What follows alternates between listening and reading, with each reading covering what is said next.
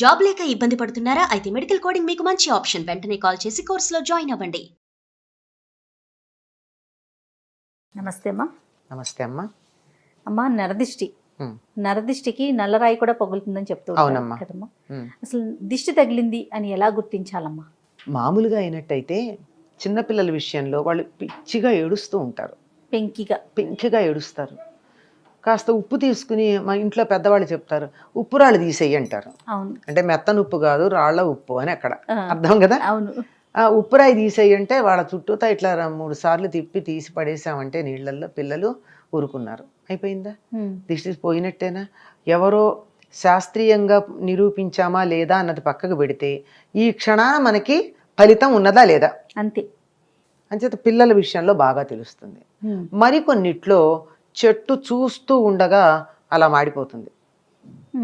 బాగా కాసే పూసే చెట్టు ఎందుకు మాడిపోయింది? దిష్టిేనమ్మా, దిష్టి వల్ల.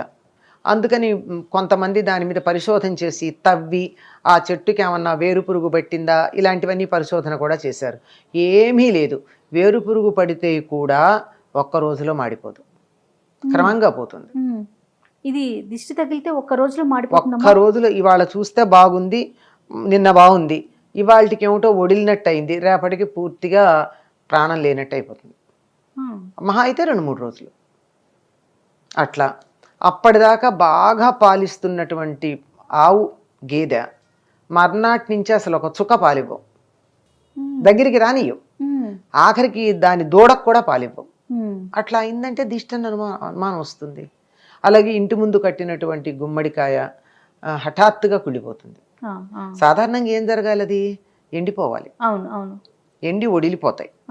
అట్లాంటిది నిన్నటిదాకా బాగానే ఉండి ఎందుకు క్రమంగా చెడిపోయిందా అనడానికి, చెడిపోతుంటే వాసన వస్తుంది. వాసన వచ్చిందో లేదో తెలియదు, వాసన కూడా రాదు, హఠాత్తుగా కుళ్ళిపోయి దాని నుంచి పడిపోతుంది. ఇట్లాంటివన్నీ చూస్తే ఇది దృష్టి దోషమని అంటూ ఉంటారమ్మా. కంటికి కూడా ఒక శక్తి ఉంటుంది కదా, చూపుకు కూడా ఒక శక్తి ఉంటుంది. ఉంటుందనే కదా మనం నీ చల్లని చూపు ప్రసరింపజేయి, కరుణామృత దృష్టి చూడు, దయ తలచు అని ఇలాంటి పదాలు వాడుతూ ఉంటారు. ఇది మన తెలుగు వాళ్లే కాదండి, అన్ని భాషల వాళ్ళు వాడతారు, పాశ్చాత్య దేశాల్లో కూడా వాడతారు. ఆ చల్లని చూపులు అనేది చక్కగా మమ్మల్ని బాగా, వాళ్ళకి చల్లని కాదనుకోండి, వాళ్ళకి వామ్ కావాలి అంచేత సందర్భాన్ని బట్టి ఆ చూపు అన్నది లుక్ అంటారు వాళ్ళు, pay A look, something like that అలా వాడతారు. ఆ విధంగా చూపుకి అంతటి శక్తి ఉంటుంది అని మనకి అందరూ చెప్పేటటువంటి మాటే. కనుక 10 మంది ఒక దాన్ని చూసి అసూయ పడితే, అసూయతో గనక చూసినట్టయితే, అసూయ కన్నా కూడా ఈర్ష్యతో గనక చూసినట్టయితే అది ప్రతికూల ప్రభావం కలుగుతుంది. అందువల్ల వాళ్ళకి ఏదో ఒక హాని కలగడం జరుగుతూ ఉంటుంది. అందుకే ఈ మధ్యకాలంలో చెప్తున్నారు, పిల్లలు చాలా బాగున్న వాళ్ళు కాస్త హఠాత్తుగా వ్యాధికి లోనయ్యి చిక్కిపోయి, చనిపోవడాలు లాంటివి కాదు కానీ చిక్కిపోవడం, ఏడుస్తూ ఉండడం, నవ్వుతున్నవాడు మళ్ళీ ఏడుపు మొహంగా ఉండి ఇట్లా జరుగుతోంది. ఏమిటి అంటే దానికి ఒకళ్ళు చెప్పారు, మీ పిల్లల ఫోటోలు స్టేటస్లోను ఫేస్బుక్లో సోషల్ మీడియాలో పెడితే అంత బాగుందో అని 10 మంది అనేటప్పటికీ అయ్యో నా కొడుకు ఇలా లేడే అని అసూయతో కానీ ఈర్ష్యతో కానీ కొంతమంది చూశారు అంటే దానివల్ల జరిగి ఉండొచ్చు అని చెప్తున్నారు. అది వాస్తవం ఎంతో మనకి తెలియదు, కానీ చెప్పడం మాత్రం నిజం. అది నిజం అవునో కాదో కానీ 10 మందిలోకి వెళ్ళి ప్రదర్శన చేసుకున్న తర్వాత మాత్రం వాళ్ళకి ఇబ్బంది కలగడం అన్నది ప్రత్యక్షంగా మనం చూస్తూనే ఉన్నాం. దాన్ని నరదిష్టి, నరఘోష ఇట్లాంటి పదాలతో మనం వాడుతూ ఉన్నాం దాన్ని. ఇది పోవాలంటే ఏం చేయాలమ్మా? ఒకటి ఉప్పుతో తీయటమన్నారు, అది పిల్లల వరకు, పెద్దవారికి కూడా అంతే. పెద్దవాళ్ళకు కూడా అంతేనమ్మా. మామూలు వ్యక్తులకు అయినట్టయితే అంతే. ఈ మధ్య కాలంలో చాలా మంది ఏం చేస్తున్నారంటే ఈ ఉప్పు తీసి, రాళ్ల ఉప్పు, సముద్రం నుంచి వచ్చినటువంటి ఉప్పు, ఆ ఉప్పును తీసి ఇంట్లో నలుగురు వచ్చేటటువంటి చోట పెడుతూ ఉంటారు. దానివల్ల దృష్టి దోషం పోతుంది. ఉప్పుకి నెగటివిటీని ఆకర్షించే లక్షణం ఉంది. అవును. అందుకే పూర్వకాలం ఏమనేవాళ్ళు అంటే ఉప్పు జాడీలే ఉండేవిగా రోజుల్లో. అవును. ఉప్పు జాడీ మీద మూత తీస్తే విషం అవుతుంది అనేవాళ్ళు. విషం మాట ఏమో కానీ నెగిటివిటీని ఆకర్షిస్తుంది కనుక ఎప్పుడు కూడా ఉప్పు మీద మూత తీసించకూడదు. ఉప్పు ఓపెన్గా ఉంది అంటే మనం దాన్ని తినకూడదు, పడేసేయాలంతే. అది అందువల్ల ఉప్పు పెడుతూ ఉన్నారు. ఆ పెట్టినటువంటి దానిని తీసుకెళ్ళి ఫ్లష్ చెయ్యాలే తప్ప బయటపడేయటం కానీ అట్లా చేయకూడదు. ఎందుకంటే ఆ నెగిటివిటీ ఇంకోళ్ళకి ఇచ్చిన పాపం మనకి రాదా? అదే ఖచ్చితంగా వస్తుంది. అందువల్ల వీలైనంత వరకు అట్లా చేస్తూ ఉంటారు.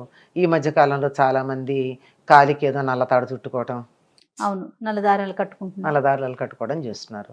పూర్వం అయితే దిష్టి చుక్క పెట్టుకునేవారు. అది కూడా బ్యూటీ స్పాట్ అవడానికి. పూర్వకాలం సినిమాలు చూడండి, అందరికీ ఒక బ్యూటీ స్పాట్ ఉంటూ ఉండేది. అది పిల్లలకైతే పెద్ద అందంగా ఉన్న పిల్లలకి, చంటి పిల్లలకి పెద్ద నల్ల చుక్క ఒకటి పెట్టేవారు, బుగ్గన దిష్టి చుక్క. అంతెందుకండి, పెళ్లి కూతురికి పెళ్లి కొడుక్కి పెడతారు. ఎందుకని?